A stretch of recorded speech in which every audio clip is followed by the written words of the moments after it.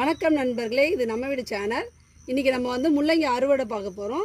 முள்ளங்கி அறுவடை பண்ணிவிட்டு நம்ம முள்ளங்கி கீரை பொரியல் அறுவடை பண்ணிடலாம். ரொம்ப டைட்டாக இருக்குது பாருங்கள், கிழங்கு உடஞ்சிடுச்சு பாருங்கள், எவ்வளோ அழகாக கிழங்கு நல்லா ஊறி இருக்குது.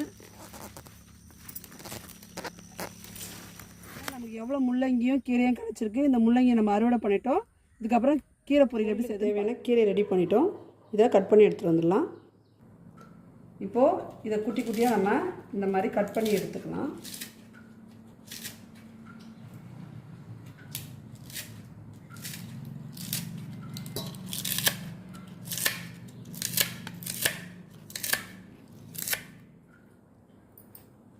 இந்த மாதிரி கீரையை நம்ம குட்டி குட்டியாக கட் பண்ணி வச்சுக்கலாம்.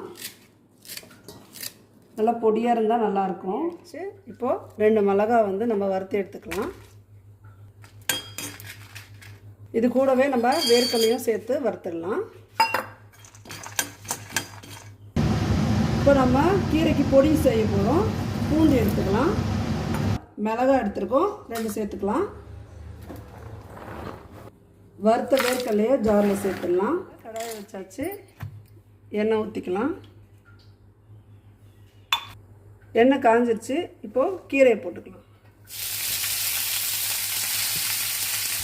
தேவையான உப்பு சேர்த்துக்கலாம். இப்போ இதை நல்லா கலரி அப்படியே தட்டு போட்டு முடிக்கிற சரியான பக்குவத்தில் வெந்துருச்சு.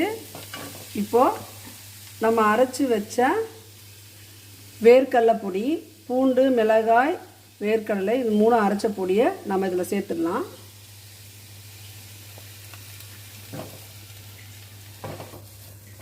நம்ம கீரை ரெடி ஆகிடுச்சு. முள்ளங்கி கீரை ரெடி ஆகிடுச்சு.